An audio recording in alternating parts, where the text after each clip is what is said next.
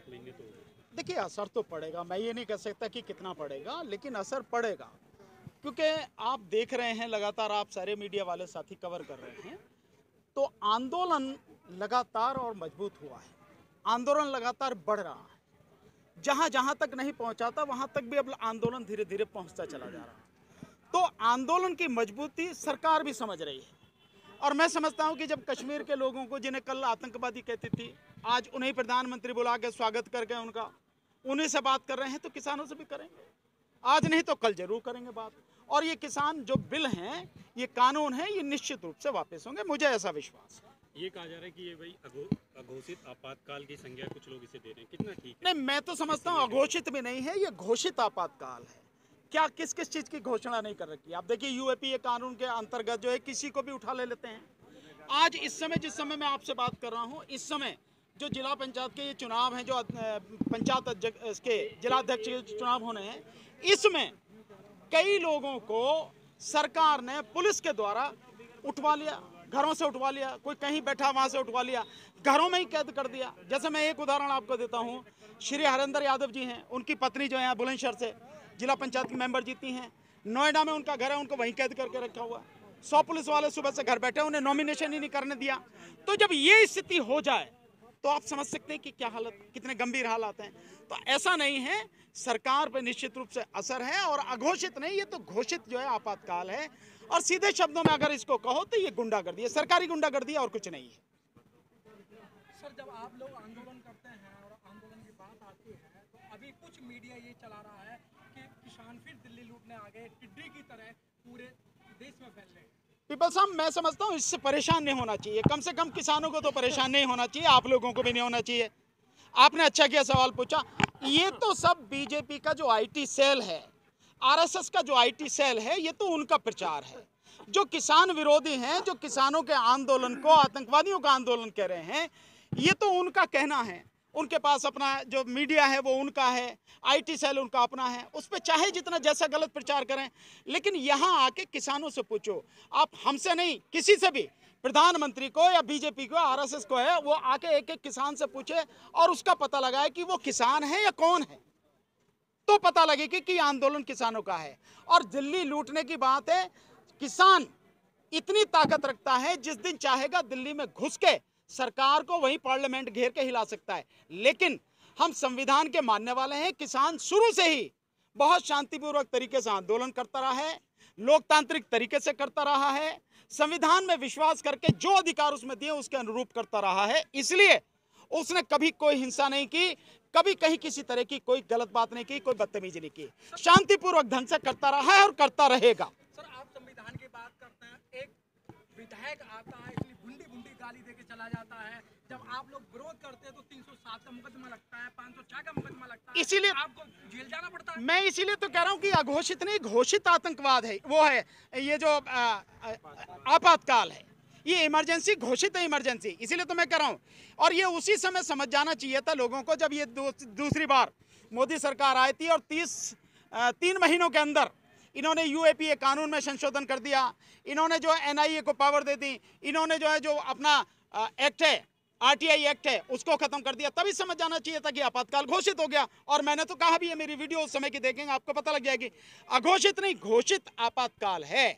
और अब तो वो आपातकाल में जो गुंडागर्दी है, जो कभी आपने देखी नहीं होगी, सरकारी गुंडागर्दी, कि किसी के खिलाफ एफआईआर कर दें, कोई बोले, या किसी को भी उठा के ले जाएं, या किसी को भी किडनैप कर लें, किसी के घर पे जाके धमक जाएं, उसको घर में कैद कर लें, ये घोषित आतंकवाद है, घोषित आपातकाल है। लेकिन सर, आपके काले कानून है, तो आपने भी एक कानून के ऊपर एक किताब लिखी है, तो उसके अंदर आपने क्या दर्शाया? नहीं, मैंने देखिए ये जो किताब है, मैंने ये कल ही कंप्लीट की है, और इसमें बाकायदा लिखा है, और मैंने बहुत ही सीधे सरल शब्दों में इसको आम आदमी समझ सके, पढ़ सके, जान सके, ऐसा मैंने लिखा है। और नाम भी मैंने इसीलिए लिखा है कि नए कृषि कानूनों का सच और उनका प्रभाव। मोदी सरकार या मोदी जी कई बार कहते हैं कि हम इसलिए कानून लाए हैं, हम इसलिए लाए, इसलिए लाए। उन्होंने जितने भी बातें कही हैं, और जो उन्होंने 8 पेज का किसानों के नाम एक लेटर लिखा था वो, और साथ में उससे पहले जो उन्होंने किसानों के सामने एक सुझाव दिए थे कि हम ये चीज इसमें जो बदल सकते हैं, ये कर सकते हैं, वो कर सकते हैं, उसमें जितने भी प्रधानमंत्री मोदी ने जो सवाल उठाए हैं उन सबका एक एक करके मैंने इसमें जवाब दिया है। और तीनों जो कानून हैं उन तीनों कानूनों में वाकई में क्या है वो मैंने एक एक करके समझाया है। पहले इसेंशियल कमोडिटीज एक्ट यानी आवश्यक वस्तु अधिनियम जो है उसमें, उसके बाद में जो मंडी कानून है निजी मंडियों का उसमें, और फिर जो ये आपका कानून है इसका कॉन्ट्रैक्ट फार्मिंग का वो पूरा मैंने बताया है। और केवल यही नहीं कि अमेरिका जिसके कहने पे आप लेके आए, यूरोप जिसके कहने पे लेके आए हो, जहां से लेके आए हो इसको, वहां भी ये कानूनों ने कितना उनका बेड़ा गर्क किया। जो आबादी, आधी से अधिक आबादी वहां पर थी किसानों की, वो आबादी आज की तारीख में 1.5% अमेरिका में रहेगी, बाकी किसान खत्म हो गए। ये सारी चीजें मैंने सारे उदाहरण सहित पूरे कानून सहित समझाया है और इसीलिए साधारण भाषा में, सरल भाषा में लिखा है ताकि आम आदमी समझ सके कि कानून क्या है। क्योंकि आम आदमी की अनभिज्ञता का, उसकी जानकारी न होने का लोग फायदा उठाते हैं और कहते हैं देखो इन्हें पता ही नहीं है, कानून के विषय में लड़ तो रहे हैं पर पता है नहीं। इसलिए मैंने कोशिश की है कि ये कानून अच्छी तरह से सब लोग समझ लें। हमारी कोशिश आगे ये है इसको आगे और भाषाओं में भी अनुवाद करके लोगों तक पहुंचाया जाए। जैसे उर्दू में अनुवाद करना है, जैसे गुरमुखी यानी पंजाबी में अनुवाद करना है, अंग्रेजी में करना, और भी जिस तरह से होके ताकि हर व्यक्ति को ये पहुंच सके और आम आदमी समझ सके कि किसान जो लड़ रहा है वो वाकई में बड़े हक की लड़ाई लड़ रहा है इस देश को बचाने की। साथ में जो आवश्यक वस्तु अधिनियम में संशोधन किए वो तो किसान की लड़ाई भी नहीं है, वो तो आम आदमी की लड़ाई है जिसे किसान लड़ा। वो सब मैंने इसमें समझाया है। लेकिन सर आम आदमी भी परेशान है, आप जैसे बुद्धिजीवी भी परेशान है, यहाँ सरकारी कर्मचारी परेशान है। क्या ये मोदी जी को नहीं लग रहा है कि सारा जो देश मेरे खिलाफ खड़ा है, मैं जो ये हठधर्मी अपना रहा हूँ? नहीं, वो हठधर्मी अपना है तो पब्लिक को समझना चाहिए, पब्लिक को उसका जवाब देना चाहिए। आने वाला समय जो है उसमें पब्लिक को जवाब देना चाहिए। इस आंदोलन में अधिक से अधिक लोगों को भाग लेना चाहिए, जुड़ना चाहिए और इसके साथ साथ मजबूती के साथ उनको सबक सिखाना चाहिए कि अगर तुमने तानाशाही करना अगर अपना ध्येय ही बना लिया है या तुमने जो है अपने उसमें काम करने का तुम्हारा यही तरीका है तो ये हम बर्दाश्त नहीं करेंगे। और मैं समझता हूँ अब तो पब्लिक को खड़े हो ही जाना चाहिए। और पब्लिक डर क्यों रही है ये मेरी समझ के बाहर है। मरना तो हर किसी को है, बचेगा तो कोई भी नहीं। कब मौत आ जाए ये भी पता नहीं। कोरोना में कितने चले गए, कितने आपके करीबी चले गए, कभी भी कुछ भी हो सकता है। तो मरने से पहले कम से कम इंसान के नाते जी तो लो, लड़ तो लो, संघर्ष तो कर लो, कम से कम अपने लिए लड़ लो। इसलिए हमारी कोशिश है कि आम आदमी समझे और खड़ा हो, डर निकाल के आंदोलन में साथ दे। 15 लाख की जगह अब 20 लाख रुपए जब मिलेंगे लोगों को, अब 20 लाख की जब घोषणा हो जाएगी तो क्या वो इस आंदोलन में आएंगे? नहीं, मैं ये समझता हूं कि अब लोग समझ गए हैं कि 15 लाख वाली घोषणा सबके सामने है, झूठी है और किस तरह से मैनिपुलेट की गई, कैसे लोगों को मूर्ख बनाएगा। और अब 20 लाख की या 20 लाख की या 20 करोड़ की कर दो, सारी घोषणाएं झूठी हैं। आज की तारीख में तो पैसा ही नहीं है सरकार के पास। सरकार के पास सिर्फ अपने लिए पैसा है, सरकार के पास में किसी और के लिए पैसा नहीं है। ये जो सारी चीजें हैं इसको समझना चाहिए, आम आदमी को समझना चाहिए। सर, जिस तरीके से बंगाल में भाजपा की हार हुई, लेकिन जब बात यूपी की करते हैं तो यूपी में भाजपा जो है 3-3, 4-4 बार पूर्ण बहुमत से आ चुकी है। तो कहीं ना कहीं ये किसानों का ओवर कॉन्फिडेंस नहीं लगता है? नहीं, 3 बार 4 बार कब पूर्ण बहुमत से आई है बताओ आप? केवल ये साल है जिसमें पूर्ण बहुमत से आई है, जिसकी अब चल रही है। अगर इसके बाद जो इलेक्शन होगा, मेरी बात नहीं, इन सबसे पूछो, ये सारे किसान हैं, मजदूर हैं, सब लोग हैं, मैं तो जानता हूं। आप इनसे पूछो, ये बता देंगे कि 403 में से 50 सीटें बीजेपी को 2022 के चुनाव में उत्तर प्रदेश में मिलेंगी नहीं। मुश्किल से जमानत जब तो होगी आप, ये हाल होगा, ये स्थिति। और ये मेरे नहीं है, देखिए जिस परिवार से उसका बेटा, उसका बाप, उसका भाई, उसकी माँ, उसकी बहन, उसकी भाभी, उसकी चाची, उसकी ताई, उसका दादा चला गया इस कोरोना की बीमारी में, और वो कैसे चला गया? बीमारी से नहीं, उसे दवाई नहीं मिली, उसे डॉक्टर नहीं मिला, उसे हॉस्पिटल नहीं मिला, उसे ऑक्सीजन नहीं मिली। ऑक्सीजन मिली भी तो जो 400-500 रुपए की ऑक्सीजन है वो 90,000 रुपए में मिली। तो ये जो सारी चीजें मुझे बताने की जरूरत है, हर आदमी आम जानता है। जिसके घर का गया है वो समझता है कि मेरे घर में जो मौत हुई है वो कोरोना बीमारी से नहीं, वो दवाई नहीं मिली इस वजह से हुई, हॉस्पिटल नहीं मिला इस वजह से, और इसके लिए सब सरकार जिम्मेदार है। तो उसे समझाने की जरूरत नहीं है, सब समझ रहे हैं। सर क्या इस समय मोदी चेहरा काम में नहीं आएगा? नहीं, मोदी का चेहरा तो पहले भी काम में नहीं था, वो तो जबरदस्ती थी। आपने बीजेपी को वोट नहीं दिया, आपने मोदी को वोट दिया है। किसको?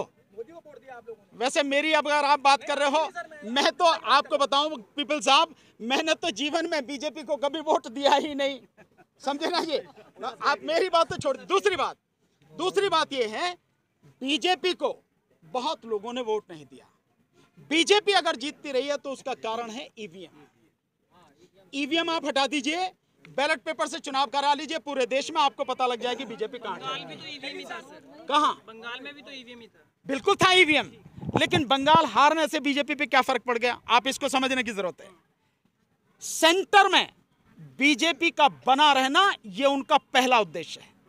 अगर वो सेंटर में है तो स्टेट को कभी भी कब्जे में कर सकते हैं। जैसे एमएलए खरीद लिए, एमपी खरीद लिए, है ना, वो सारे कर रहे हैं, सबके सामने हैं। कर्नाटक में क्या हुआ आप जानते हैं, मध्य प्रदेश में क्या हुआ आप जानते हैं। अगर वो सेंटर में नहीं रहेगी तो क्या एमएलए खरीद पाएगी, एमपी खरीद पाएगी? नहीं कर पाएगी ना। राज्य अगर हाथ से चला जाता कोई फर्क नहीं पड़ता। ये कानून जो कृषि के कानून है, ये भी तभी लेके आई है कि जबरदस्ती उतने राज्यों का अधिकार छीना। विषय राज्यों का था, केंद्र ने अधिकार छीन लिया। अगर केंद्र में नहीं होती तो छीन सकती थी क्या? नहीं छीन सकती थी। इसलिए केंद्र में बना रहना उसके लिए बहुत जरूरी है। तो मेन जो वो घपला ईवीएम में करती है वो करती है लोकसभा चुनावों में। रही उत्तर प्रदेश की, उत्तर प्रदेश बहुत महत्वपूर्ण चुनाव है। उत्तर प्रदेश बहुत महत्वपूर्ण चुनाव है। हो सकता है इसमें ये सारी चीजें हो सकता है, मैं नहीं कहता, पर अगर हुई तो निश्चित रूप से बीजेपी अगर वो घोटाला करती है तो जीतेगी। नहीं, मैं क्या, ये तो आरएसएस ने कह दिया, मेरे से क्या पूछ रहे हैं आप?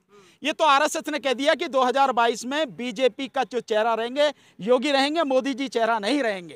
तो आरएसएस रूठे भी तो दिखाई वो उनका काम है, आप उनको छोड़िए कि ये उनसे पूछिए रूट क्यों रहे। यहाँ किसानों की बात करिए आप, जो किसका बीजेपी का कौन चेहरा रहेगा नहीं रहेगा उनसे पूछो। यहाँ किसानों की बात करो कि किसान का, आम जनता का क्या फर्क। चुनाव में उतर आए हैं ना। तो मैंने आपको बता दिया, किसान अगर उतर आए हैं तो बीजेपी का मटिया मैट कर देगा। आप पक्की बात जान लीजिए। इसीलिए मैं कह रहा हूँ कि 50 सीटों से ज्यादा नहीं मिलेंगे लेकिन बीजेपी। सर अभी जो स्मार्ट सिटी है उसमें उत्तर प्रदेश को सबसे नंबर 1 राज्य बताया जा रहा है, आप देख ही रहे हो, तो कहीं ना कहीं काम तो हो रहा है। मुझे आप ये बताओ, आप मेरे से ये मत पूछो, ये बताओ आपने कितने स्मार्ट सिटी का जो उत्तर प्रदेश में बन गए हैं उनका दौरा किया, उनकी रिपोर्टिंग आपने की? आप मुझे उसका सबूत दिखाओ, फिर बताऊंगा मैं आपको। कोई नहीं है। बीजेपी सुन लीजिए, बीजेपी और विशेषकर मोदी जी डाटा तो आ रहा है। जो कहते हैं वो कभी करते नहीं हैं, और जो कहते हैं उसका उलट करते हैं। जिसको कहेंगे इसे नहीं करेंगे, मान लीजिए कि इसे ही करेंगे, और जिसे कहेंगे करेंगे उसे बिल्कुल नहीं करेंगे। बहुत सीधा सा। तो ये जो डेटा आ रहा है, अभी उन्होंने कहा 90 लाख झूठा रोजगार दिए डेटा। कोरोना काल में, 90 लाख। और आज उन्होंने आपने 1.5 करोड़ रोजगार की घोषणा सीएमआई का डाटा आपने पढ़ा है? नहीं। उसके डाटा के हिसाब से 12 करोड़ लोग बेरोजगार हो गए इसी सीजन जिसकी आप बात कर रहे हैं। इसी सीजन में 3 करोड़ लोग बेरोजगार हो गए। आज की तारीख में हमारे देश में तकरीबन 30 से 35 करोड़ लोग बेरोजगार हैं। सीएमआई का डाटा पढ़ो आप। सरकार क्या डाटा देगी? सरकार तो मौत का आंकड़ा भी नहीं बता पा रही। आपने देखा है कि दुनिया में कभी ऐसा देखा होगा? मैं समझता हूं जितने भी लोग हैं इन्होंने ऐसा नजारा नहीं देखा कि गंगा के घाट पर रेत में लाशें दबी हुई हैं और उन पे जो रामनामी चादर है उसको भी नोच लिया। शर्म आनी चाहिए कम से कम। नदी में भी, और नदी में लाशें 2000 लाशों की तो जो आपका वो है दैनिक भास्कर है उसने रिपोर्टिंग की है। ऐसा कभी नजारा देखा कि लाशों को, वो हमारे लोग तो हैं जिनकी लाशें हैं, गिद्ध खा रहे हैं, कुत्ते खा रहे हैं, कौवे नोच रहे हैं।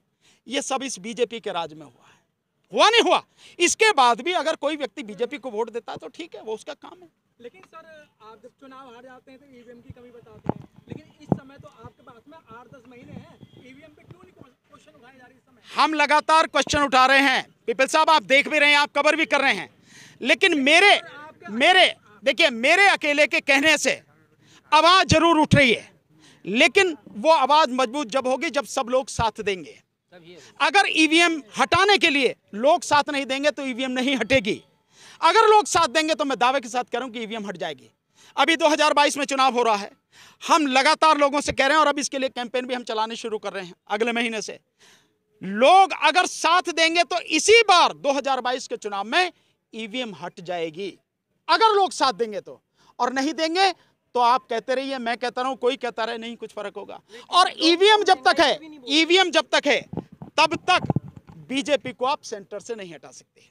लेकिन सर मोदी जी उस समय शपथ ले रहे थे और आप ईवीएम का जंतर मंतर पर आंदोलन कर रहे थे। नहीं, हम तो पहले दिन से कर रहे हैं। जिस दिन से मोदी जी ने शपथ ली 23-30 मई को, हम तो उसके बाद से लगातार ईवीएम का विरोध कर रहे हैं। हमने जंतर मंतर पर भी कई आंदोलन किए, उसके बाद भी लगातार हम कर रहे हैं और आगे भी आगे करेंगे। लेकिन लोग साथ नहीं देते हैं। अफसोस इस बात का है कि लोग फोन तो करते हैं आप बढ़िया काम कर रहे हैं, लोग ये तो कहते हैं व्हाट्सएप पे कि बढ़िया काम कर रहे हैं साहब, लोग ये फेसबुक पे भी कहते हैं साहब आपका कोई जवाब नहीं। पर जवाब भैया, इसमें फेसबुक पे लड़ाई थोड़ी होती है, व्हाट्सएप पे लड़ाई थोड़ी होती है। लड़ाई तो सड़क पे होती है। जब सड़क पे साथ नहीं दोगे तो इस सब का कोई मतलब नहीं। हाँ, सड़क पे साथ दोगे तो ईवीएम हट जाएगी। तो मेरा लोगों से मैं बार बार यही कहता हूं, भैया सड़क पे आके साथ दो। केवल ये सोशल मीडिया पे आप बढ़िया बढ़िया कहो, इसका कोई लेना देना नहीं है।